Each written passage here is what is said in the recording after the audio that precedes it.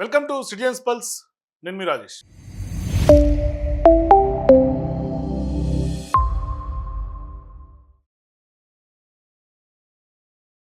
దేశవ్యాప్తంగా ఇవాళ ప్రతి ఒక్కరి ఉత్కంఠ వెస్ట్ బెంగాల్లో జరుగుతున్నటువంటి సెకండ్ ఫేజ్ ఎన్నిక. సో ఇప్పుడు రెండో విడత ఎన్నికలను దేశం మొత్తం చూస్తోంది. పెద్ద ఎత్తున హోరాహోరీ బ్యాటిల్ ఫీల్డ్గా ఇవాళ వెస్ట్ బెంగాల్ మారింది. అయితే ఇవాళ జరగబోతున్నటువంటి ఎన్నిక ఖచ్చితంగా బెంగాల్ పీఠాన్ పైన ఎవరు అధిరోహించుతారో అనే అంశం అయితే డిసైడ్ అయ్యే అవకాశాలు ఉంటాయి. అంటే ఈ ఎన్నికల్లో ఎవరు కొంత ఎక్కువ మెజారిటీ సీట్లు సాధిస్తారో వాళ్ళదే బెంగాల్ పీఠం కైవసం అయ్యే అవకాశాలు ఉన్నాయి. అయితే ఇక్కడ ప్రధానంగా ఈ యొక్క చివరి దశ పోలింగ్ అయితే మాత్రం అసెంబ్లీ ఎన్నికలు వెస్ట్ బెంగాల్లో కొనసాగుతుంది. సెకండ్ ఫేజ్ ఎన్నిక బెంగాల్ మొదటి ఫేజ్ 23 తారీఖు జరిగింది. ఇవాళ 29 ఇవాళ రెండో విడత ఎన్నికలు అక్కడ పోలింగ్ కొనసాగుతోంది. ఉదయం 7 గంటలకు ప్రారంభమైనటువంటి పోలింగ్ అయితే సాయంత్రం 6 వరకు కొనసాగే అవకాశాలు ఉన్నాయి. బెంగాల్లో మొత్తం 294 నియోజకవర్గాలు ఉంటే అందులో ఫస్ట్ ఫేజ్లో 152 నియోజకవర్గాలకు గాను పోలింగ్ జరిగింది. అట్లాగే దానికి సంబంధించినటువంటి వ్యవహారం అంతా కూడా చర్చనీయాంశంగా మారింది. అయితే ఇప్పుడు 142 నియోజకవర్గాలకు రెండో ఫేజ్ ఎన్నిక జరగబోతా ఉంది. మొత్తం 29న ఇవాళ రెండో విడత పోలింగ్ అయితే కొనసాగుతుంది. పెద్ద ఎత్తున ఓటర్లందరూ బారులు తీసి తమ యొక్క ఓటర్లు వాళ్ళు ఓట్లు వేస్తున్నటువంటి పరిస్థితి. అయితే ప్రచారం కూడా మనం ఈ రెండో దశ పోలింగ్ సంబంధించి ప్రచారం ఎంత హోరాహోరీగా జరిగిందో మనం చూసాం. అయితే బ్యాటిల్ ఫీల్డ్ కేవలం టీఎంసీ వర్సెస్ బీజేపీగా మారింది. కానీ ఇక్కడ మొత్తం అసెంబ్లీ నియోజకవర్గాలన్నీ కూడా కోల్కతా నార్త్, కోల్కతా సౌత్, హౌరా, నాదియా, ఉత్తర 24 పరిగణాల, దక్షిణ 24 పరిగణాల, హుగ్లీ, పూర్వ బర్ధమాన్ జిల్లాల్లో మొత్తం ఇవాళ జరుగుతున్నటువంటి 142 నియోజకవర్గాలు కూడా ఆ యొక్క జిల్లాల్లో ఉంది. ప్రస్తుతం ఆ యొక్క జిల్లాల్లో భారీ బలగాల మధ్య పోలింగ్ అయితే కొనసాగుతుంది. సో ఇప్పుడు ఈ సెకండ్ ఫేజ్ పోలింగ్లో మొత్తం 41,000 పైగానే పోలింగ్ బూత్లు ఏర్పాటు చేశారు. భారీగా బలగాలు మోహరించారు. ఆఖరికి ఎన్ఐని కూడా డిప్లాయ్ చేశారు. ఈ యొక్క రెండో విడత ఎన్నికల్లో అయితే మాత్రం మొత్తం 142 కాన్స్టిట్యున్సీస్లో మొత్తం 220 మంది మహిళా అభ్యర్థులతో పాటుగా టోటల్గా చూసుకుంటే 1448 మంది మొత్తం అభ్యర్థులు బరిలో ఉన్నారు. వాళ్ళ యొక్క భవితవ్యాన్ని ఇవాళ పరీక్షించుకోబోతున్నారు. మరి ఇక అన్ని బూతుల్లో కూడా సహజంగానే వెబ్ కాస్టింగ్ ఏర్పాటు చేశారు. మొత్తం ఈ యొక్క రెండో విడతలో 3,221 కోట్ల మంది ఓటర్లు కూడా తమ ఓటు హక్కును వినియోగించుకుంటే 3,21,00,000 అయితే వినియోగించుకుంటున్నారు. అయితే ముఖ్యంగా ఇక భవానీపూర్ నియోజకవర్గం అందరి దృష్టిని ఆకర్షిస్తోంది ప్రస్తుతం బెంగాల్ అని చెప్పుకోవాలి. ఎందుకంటే ఈ యొక్క నియోజకవర్గం నుంచి పశ్చిమ బెంగాల్ ముఖ్యమంత్రిగా ఉన్నటువంటి మమతా బెనర్జీ పోటీ చేస్తున్నారు. ఇక ఇదే నియోజకవర్గం మమతకు పోటీగా బీజేపీ నేత ప్రతిపక్ష నాయకుడు సువేందు అధికారి, ఆయన బీజేపీ తరఫున సీఎం క్యాండిడేట్గా ఎక్స్పోజ్ అవుతున్నాడు. సువేందు అధికారి కూడా ఇదే నియోజకవర్గం నుంచి బరిలో దిగారు. మరి గత అసెంబ్లీ ఎన్నికల్లో నందిగ్రామ్ నియోజకవర్గంలో కూడా మమతపై సువేందు గెలుపొందిన సంగతి మనకు తెలిసిందే. అయితే ఈ ఎన్నికల్లో వీరిద్దరు కూడా భవానీపూర్ వేదికగానే తలపడుతూ ఉన్నారు. మరోవైపు ఇక్కడ ప్రధానంగా ఏదైతే మమతా బెనర్జీ వర్సెస్ సువేందు అధికారిగా కూడా ఎన్నికలంతా కూడా మారినటువంటి నేపథ్యంలో సువేందు భవానీపూర్తో పాటుగా నందిగ్రామ్ నుంచి కూడా బరిలో ఈసారి దిగుతున్నారు. ఆయన 2 నియోజకవర్గాల నుంచి దిగుతున్నారు. దీంతో ఇప్పుడు ప్రధానంగా బ్యాటిల్ ఫీల్డ్ అంతా టీఎంసీ వర్సెస్ బీజేపీగానే మారినటువంటి నేపథ్యం. అయితే ఇప్పుడు ఈ 2 నియోజకవర్గాలకు ఇదే దశలోనే ఈ రెండో దశలోనే కొంత పోలింగ్ జరుగుతూ ఉంటాం. ఒకసారి ట్రెండ్స్ కనుక చూస్తే ఉదయం నుంచి ఓటర్లు అయితే భారీగా బారులు తీరారు. వాళ్ళ యొక్క ఓటు హక్కును వినియోగించుకుంటూ ఉన్నారు.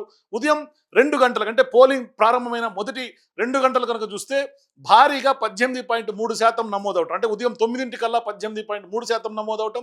పశ్చిమ బెంగాల్లో ఇవాళ జరుగుతున్నటువంటి ఈ యొక్క పోలింగ్లో 11 గంటల వరకు కనుక చూస్తే 39.97%, అంటే ఆల్మోస్ట్ 40%, అంటే 11 గంటలకే 40% పూర్తి అయిపోయింది. అంటే మరి మధ్యాహ్నం 1 గంట కల్లా కనీసం 60%, 60 దగ్గరగానే పోలింగ్ శాతం నమోదయ్యే అవకాశాలు స్పష్టంగా ఈ ట్రెండ్ని చూస్తే కనిపిస్తోంది. మరి అత్యధికంగా పూర్వ బర్ధమాన్ జిల్లాలో 44.50% ఓటింగ్ నమోదైంది ఇప్పటికే. ఇక కోల్కతా సౌత్లో అత్యల్పంగా లీస్ట్గా 36.7% పోలింగ్ అయితే నమోదైనట్టుగా మనకి గ్రౌండ్ రిపోర్ట్స్ అంతూ ఉన్నాయి. ఒక్కసారి ఇవాళ జరుగుతున్నటువంటి పోలింగ్ ట్రెండ్ కనుక చూస్తే మళ్ళీ బెంగాల్లో సునామీ పక్కాగా వచ్చే అవకాశాలు కనిపిస్తున్నాయి. అంటే మొదటి విడతలో ఏదైతే 92.3% నమోదైందో మొదటి దశలో, సేమ్ అదే రిపీట్ అయ్యే సూచనలు ఈ యొక్క సెకండ్ ఫేజ్ పోలింగ్లో కూడా కనిపిస్తుంది. అంటే 90 నుంచి 95% మధ్యలో ఖచ్చితంగా ఉండే అవకాశం ఉంది. ఈ ట్రెండ్ ఈ విధంగానే కొనసాగుతుంది. ఇక ఉత్తర 24 పరిగణాల జిల్లా పనిహతిలో వర్షం కురుస్తున్నా కూడా ఓటర్లు భారీగా ఉత్సాహంగా ఓటర్ కేంద్రాలకు చేరుకొని అక్కడ ఓటర్లు కొంత వేసుకుంటూ ఉన్నారు. అట్లాగే చివరి దశ పోలింగ్ జరుగుతున్నటువంటి నేపథ్యంలో ఓటర్లందరూ కూడా ఆ యొక్క కసి ఓటర్లో స్పష్టంగా కనిపిస్తోంది. గొడుగులు పట్టుకొని మరి వర్షంలో బారులు తీరి ఇవాళ కొంత వాళ్ళ యొక్క ఓట్ క్యాస్ట్ చేస్తున్నటువంటి పరిస్థితి. అయితే మరోవైపు భారీగా బలగాల పహార అయితే కొనసాగుతోంది. కొన్ని పెద్ద ఎత్తున దాదాపుగా కొన్ని వేలల్లో పోలీసులు కొంత సెంట్రల్ ఫోర్సెస్ అన్ని కూడా డిప్లాయ్ చేశారు. కొన్ని చోట్ల అయితే అవాంఛనీయ ఘటనలు నమోదు అయినా కూడా పోలీసులు వారిని అదుపులోకి తీసుకొని ఎక్కడిదక్కడ చెల్లాచెదురు చేస్తున్నారు. కొందరైతే ఓటర్లను టీఎంసీ నాయకులు అట్లాగే కొంతమంది కార్యకర్తలు గూండాలుగా మరి బెదిరిస్తున్నారన్న ఆరోపణలు ప్రధానంగా వస్తున్నటువంటి నేపథ్యంలో బలగాలైతే మాత్రం కఠిన చర్యలు తీసుకుంటున్నటువంటి సందర్భం అక్కడ మనకు కనిపిస్తుంది. పెద్ద ఎత్తున ఉద్రిక్తత వాతావరణం చాలా సందర్భాల్లో వెస్ట్ బెంగాల్లో మొదటి ఫేజ్లో ఏ విధంగా అయితే వచ్చిందో రెండో ఫేజ్లో కూడా అదే జరుగుతుంది. అయితే ఇక్కడ ప్రధానంగా హౌరాలో పోలింగ్ కేంద్రం లోపల ఒక సందర్భంగా తీవ్రమైనటువంటి ఉద్రిక్తత చోటు చేసుకుంది ఉదయం. అయితే గందరగోళం సృష్టిస్తున్నటువంటి కొందరు వ్యక్తులను సిఆర్పిఎఫ్ సిబ్బంది అక్కడి నుంచి బలవంతంగా ఈడ్చుకెళ్లి లాక్కెళ్ళినటువంటి దృశ్యాలు ప్రస్తుతం సోషల్ మీడియాలో కూడా వైరల్గా మారుతున్నాయి. అంటే ఎంత సీరియస్ స్ట్రింజెంట్ యాక్షన్ ఇవాళ సెంట్రల్ ఫోర్సెస్ తీసుకుంటున్నా అర్థమవుతుంది. అంటే అక్కడ స్థానికంగా ఈవీఎం మొరాయించినటువంటి నేపథ్యంలో 3 సార్లు ఫెయిల్ అయింది. దాని తర్వాత ఉదయం 8:30 గంటలకు ఓటింగ్ ప్రారంభం అయిందని ఓటర్లు అయితే చెప్తూ ఉన్నారు. కానీ ఓటింగ్ ప్రక్రియకు కావాలని ఆటంకం కలిగించేందుకు కొందరు ప్రయత్నిస్తున్నటువంటి నేపథ్యంలో అక్కడ ఉన్నటువంటి భద్రతా సిబ్బంది వారిని అక్కడి నుంచి తరలించినటువంటి నేపథ్యం. అట్లాగే ప్రధానంగా ఈ ఎన్నికల్లో ఆర్జీకర్ మెడికల్ కాలేజ్ ఏ ఉదంతమైతే దేశాన్ని కుదిపేసిందో అమ్మాయి రేపు ఘటన, ఆ యొక్క మెడికల్ కాలేజ్ అంశం ఇవాళ పెద్ద ఎత్తున చర్చనీయాంశంగా మారినటువంటి నేపథ్యంలో ఆ యొక్క అత్యాచార బాధితురాల తండ్రి శేఖర్ రంజన్ దేబ్నాథ్ కూడా సంచలన ఆరోపణలు చేయడం పెద్ద ఎత్తున చర్చనీయాంశంగా మారుతోంది. ఆయన వెళ్తున్నటువంటి సందర్భంగా టీఎంసీకి సంబంధించినటువంటి కొంతమంది మద్దతుదారులు బైకులపై వచ్చి అడ్డుకున్నారని, బెదిరించారని, నినాదాలు చేస్తూ కూడా దాడికి కొంత ప్రయత్నించారనే అంశాన్ని కూడా ఆయన స్పష్టంగా చెప్తున్నారు. సో దీంతో ఇవాళ అక్కడ పోలీసులు కూడా వారిని వారించాల్సింది పోయి తమనే అక్కడి నుంచి వెళ్ళిపోవాలని కోరినట్టుగా ఆయన కొంత ఆవేదన వ్యక్తం చేసినటువంటి పరిస్థితి. అంటే తమను చూసి భయపడే ఇలాంటి చర్యలకు పాల్పడుతున్నారని కూడా ఆయన ఇవాళ చెప్తున్నటువంటి సందర్భం. అట్లాగే బసంతి అసెంబ్లీ నియోజకవర్గం విషయం మాట్లాడితే అక్కడ బీజేపీ అభ్యర్థిగా ఉన్నటువంటి వికాస్ సర్దార్ కారు పైన కూడా టీఎంసీ కార్యకర్తలు దాడి చేశారు. ఆయన పెద్ద ఎత్తున ఆ యొక్క పగిలిపోయినటువంటి కార్ని ఇవాళ సోషల్ మీడియాలో కొంత విజువల్స్ వైరల్గా మారుతున్నాయి. అంటే ఆ యొక్క ఘటన పైన కూడా ఆయన కూడా మాట్లాడతా నియోజకవర్గంలో అంతటా కూడా టీఎంసీ గూండాయిజం సాగుతోందని, సుమారుగా 200 నుంచి 250 మంది టీఎంసీ గుండాలు రాడ్లు అట్లాగే కర్రలతో కూడా వచ్చి ఆయన కారుపై కొంత దాడి చేశారని, గతంలో కూడా ఫస్ట్ ఫేజ్ ఎన్నికలప్పుడు కూడా బీజేపీ అభ్యర్థులపైన కొంతమంది మీద దాడులు జరిగినాయి. సేమ్ అదే ఇవాళ రెండో ఫేజ్లో కూడా ఇంత భారీ బలగాల మధ్య కూడా రెండో ఫేజ్లో కూడా విచక్షణారహితంగా కొట్టడం, లేకుంటే కనుక వాళ్ళ యొక్క వాహనాల మీద దాడి చేయడం, నిన్న కూడా టీఎంసీకి సంబంధించినటువంటి కొంతమంది నాయకుల మీద కూడా కొంతమంది దాడులు చేశారు. సో ఇట్లా దాడులు ప్రతిదాడులు అయితే కొనసాగుతున్నాయి. మరోవైపు చాలా వరకు ప్రాంతాల్లో ఇవాళ భాంగర్లోని సమస్యాత్మక ప్రాంతాల్లో చాలా చోట్ల ఇవాళ ఎన్ఐఏ బృందం ఎంట్రీ ఇవ్వటం కొంత అత్యంత చర్చనీయాంశంగా మారుతుంది. అంటే రాష్ట్ర పోలీసులు, కేంద్ర బలగాలు నిశ్చితంగా నిఘా ఉంచాయి. అయినప్పటికీ కూడా ఎన్నికలు ప్రశాంతంగా పారదర్శకంగా జరిగేందుకు యంత్రాంగం అయితే హై అలర్ట్ ప్రకటించినట్టుగా తెలుస్తోంది.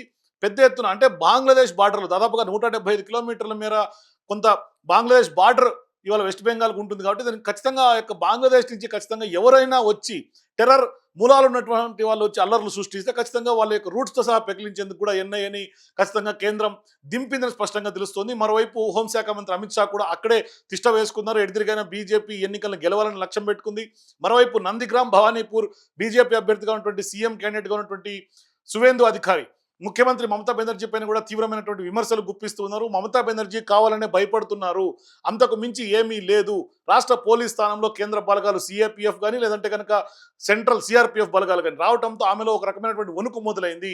అంటే ఎన్నికల సంఘమే ఇక్కడ సిఏపిఎఫ్ని మోహరించింది. ఆమెకు ఏమైనా అభ్యంతరాలు ఉంటే ఖచ్చితంగా ఈసీని సంప్రదించాలి, అవసరమైనటువంటి చోట నేను స్వయంగా రంగంలో దిగుతానంటూ కూడా సువేందు అధికారి కూడా ఈసారి వార్నింగ్ ఇస్తున్నారు. అంటే ఈసారి ఖచ్చితంగా వెస్ట్ బెంగాల్ని వదిలిపెట్టం, ఎవరిని వదిలిపెట్టే ప్రసక్తి లేదు, ఖచ్చితంగా ప్రజలను స్వచ్ఛందంగా ఓటు వేసుకొని ఇవ్వాలి అని ఆయన మాట్లాడుతున్నారు. అంటే ఇప్పటిదాకా గతంలో నుంచి కూడా ఉన్నటువంటి ఆరోపణలు ఏంటంటే టీఎంసీకి సంబంధించినటువంటి నాయకులు, కార్యకర్తలు ఓటర్లను బెదిరించి వాళ్ళని భయపెట్టి వాళ్ళ పార్టీకి ఓటింగ్లు వేసుకోవటం, రిగ్గింగ్లు చేసుకోవటం ఇదంతా కూడా పరిపాటిగా మారినటువంటి నేపథ్యంలో ఇంత భారీగా బలగాలు పెట్టిన తర్వాత ఇవాళ ఎస్ఐఆర్ తోటి ఇప్పటికే కొన్ని ఫేక్ ఓటర్లను మొత్తం తీసేసినటువంటి నేపథ్యాన్ని ప్రస్తుతం పెద్ద ఎత్తున చర్చనీయాంశంగా దేశం అంతా చూస్తోంది. మరోవైపు ఏ ఎస్ఐఆర్ అయితే ఇవాళ ప్రవేశపెట్టిందో ఈసీ, ఆ ఎస్ఐఆర్లో టీఎంసీ మద్దతుదారులు ఓట్లు తీసేశారని టీఎంసీ ఆరోపిస్తోంది.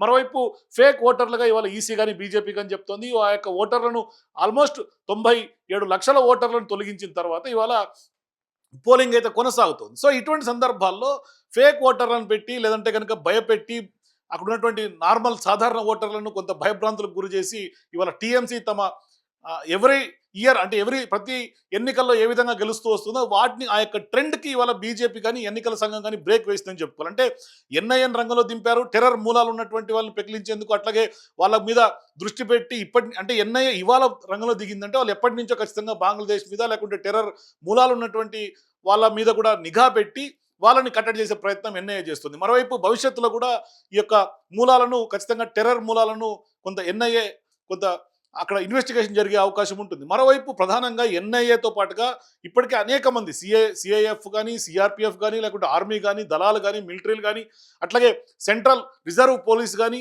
ఇప్పుడు ప్రధానంగా యూపీకి సంబంధించినటువంటి ఒక కొత్త అధికారి కూడా ఇవాళ పెద్ద ఎత్తున ఈసీ రంగంలో దింపి ఆయన ఎన్కౌంటర్ స్పెషలిస్ట్గా ఆయనకు ఒక పేరుంది. ఆయన్ని కూడా రంగంలో దింపి పెద్ద ఎత్తున భద్రత పర్యవేక్షణ జరుగుతుంది. అంటే ఖచ్చితంగా హింసాత్మక ఘటనల పైన ఇవాళ ఎటువంటి చర్యలు కూడా జరగకుండా కొంత తీసుకునేటువంటి చర్యలుగా చెప్పుకోవాలి. आसपास के जितने भी लोग हैं अच्छी तरह से समझ लें कि अगर किसी ने बदमाशी करी तो उनका कायदे से इलाज किया जाएगा। फिर अगर कहीं से खबर आ गई कि किसी ने कोई खुराफात करने की, किसी को परेशान करने की कोशिश की है, तो फिर उसकी खबर फिर अच्छे से लेंगे हम। ये जहांगीर के घर वाले भी खड़े हैं, उसको बता देना कायदे से। ये बार बार जो खबरें आ रही हैं कि उसके लोग धमका रहे हैं, तो फिर अच्छे से खबर लेंगे, फिर बाद में रोना पछताना मत।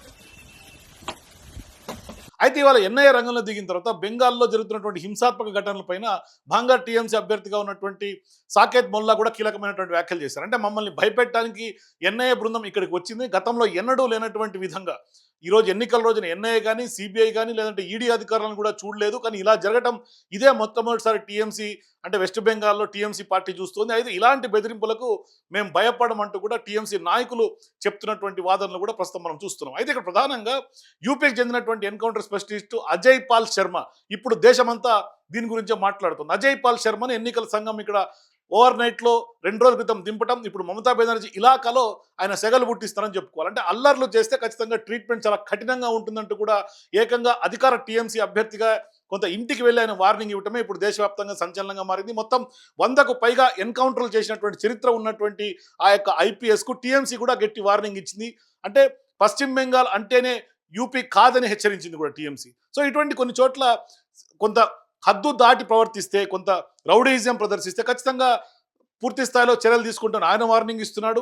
కొంత స్థాయి దాటి కనుక ఈ యొక్క ఎన్కౌంటర్ స్పెషలిస్ట్గా పేరున్నటువంటి అజయ్ శర్మ ప్రవర్తించినా మేము కోర్టుకి ఈడుస్తామని ఈసీ మన టీఎంసీ పార్టీకి సంబంధించినటువంటి నాయకులు కూడా చెప్తున్నారు. అంటే యూపీలో సింగంగా పేరున్నటువంటి ప్రస్తుతం అజయ్ శర్మ గురించి పెద్ద ఎత్తున పశ్చిమ బెంగాల్ ఇవాళ ఏం జరగబోతుందని కూడా వెయిట్ చేస్తుంది. దేశమంతా పశ్చిమ బెంగాల్ వైపు చూస్తుంది. అంటే రెండో విడత ఎన్నికల టైంలో పోలింగ్ జరుగుతున్నటువంటి నేపథ్యంలో ఒక రాజకీయ వాతావరణం అయితే సెగలు పుట్టిస్తుందని చెప్పుకోవాలి.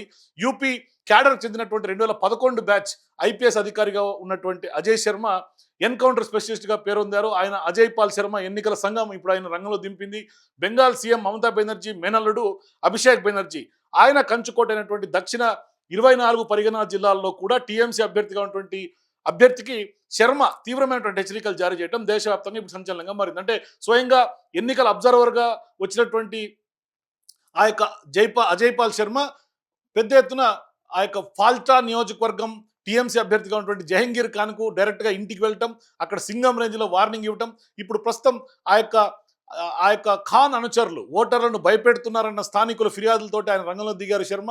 కేంద్ర బలగాలతో జహంగీర్ ఇంటికి చేరుకోవటం, గత సాయంత్రం పెద్ద ఎత్తున వాళ్ళకు వార్నింగ్ ఇవ్వటం, ఇవాళ ఉదయం నుంచి కూడా పోలింగ్ కేంద్రాలు అన్నీ కూడా డైరెక్ట్గా శర్మనే తిరుగుతా పెద్ద ఎత్తున పర్యవేక్షిస్తున్నటువంటి నేపథ్యం. అంటే అంత భారీ స్థాయి యూపీలో పెద్ద ఎత్తున 100 ఎన్కౌంటర్లు చేసిన స్పెషలిస్ట్గా ఉన్నటువంటి ఆ శర్మని ఇవాళ ట్రీట్మెంట్ కఠినంగా ఉంటుంది అని ఇవాళ స్పష్టంగా వెస్ట్ బెంగాల్లో టీఎంసీ నాయకులు ఇంటికి వెళ్ళి ఇవాళ వార్నింగ్ ఇస్తున్నారంటే మరి ఖచ్చితంగా అంటే బీజేపీ ఎంత సీరియస్గా తీసుకుందో అర్థం చేసుకోవచ్చు. అంటే ఒకవైపు ఎన్ఐఏ, ఒకవైపు ఇటువంటి ఐపీఎస్ అధికారులను రంగంలో దింపటం, స్పష్టంగా ఆయన చాలా క్లారిటీగా ఆర్మీ అధికారులతో ఇంటికి వెళ్ళి మరి ఇవాళ వార్నింగ్లు ఇవ్వటం, అట్లాగే ఇవాళ ఉదయం నుంచి కూడా టీఎంసీకి సంబంధించినటువంటి నాయకుల్ని, గూండాలని, లేకుంటే కొంతమంది అభ్యర్థులని, కొంతమంది అనుచరులని, కొంతమంది బెదిరిస్తున్నటువంటి వాళ్ళని కూడా ఇవాళ స్పష్టంగా అక్కడ సెంట్రల్ ఫోర్సెస్ ఇవాళ నిలువరిస్తున్నాయంటే మరి ఎన్నికలు చాలా ట్రాన్స్పరెంట్గా నిర్వహించేందుకు ప్రయత్నిస్తోందా బీజేపీ, లేకుంటే ఈసీ, లేదంటే కనుక ఇవాళ అక్కడ ఏం జరుగుతోంది? మరి ఇంత మ్యాసివ్ అక్కడ పోలింగ్ పర్సెంటేజ్ అయితే నమోదవుతుంది. ఇప్పటికే ఈ టైం కల్లా అంటే మధ్యాహ్నం 1 గంట లోపే ఇవాళ 50 క్రాస్ అయినటువంటి పోలింగ్ పర్సెంటేజ్ చూస్తుంటే ఖచ్చితంగా ఒక క్లియర్ మ్యాండేట్ ఇవాళ వెస్ట్ బెంగాల్ వచ్చే అవకాశం ఉంది. మరి ఆ మ్యాండేట్ ఎవరి వైపు ఉండబోతుంది? ఇది పెద్ద ఎత్తున ఉత్కంఠను రేపుతుంది. మరి మీరు కూడా ఖచ్చితంగా ఎవరి వైపు వెస్ట్ బెంగాల్ ప్రజలు నిలవబోతున్నారు? పెద్ద ఎత్తున స్టేట్మెంట్స్ చూసాం, పొలిటికల్ స్టేట్మెంట్స్, ఒకవైపు బీజేపీ టీఎంసీ నాయకుల నుంచి స్టేట్మెంట్స్ చూసాం, సోషల్ మీడియా క్యాంపెయిన్స్ చూసాం. ఇవన్నీ చూసిన తర్వాత అక్కడ ఓటర్లు ఎవరికి మొగ్గు చూపే అవకాశం ఉంది. మీరు కూడా మీ అభిప్రాయాల కింద నా కామెంట్స్ తెలియజేయండి. అయితే ఖచ్చితంగా ఎగ్జిట్ పోల్స్ ఇవాళ సాయంత్రం 6 తర్వాత బయటకు వచ్చే అవకాశం ఉంటుంది కాబట్టి ఓటర్ నాడి ఏ విధంగా ఉంటుందో మనం కూడా చూసే ప్రయత్నం చేద్దాం. ఖచ్చితంగా ఎగ్జిట్ పోల్స్ కూడా మీరు సిటిజన్స్ పల్స్ ఛానల్తో ట్యూన్ అయ్యి ఉండండి. మరోవైపు ఇవాళ వెస్ట్ బెంగాల్ ఎవరి వశం కాబోతుందో మీ అభిప్రాయాలు చెప్పండి. For more videos please watch citizens pulse.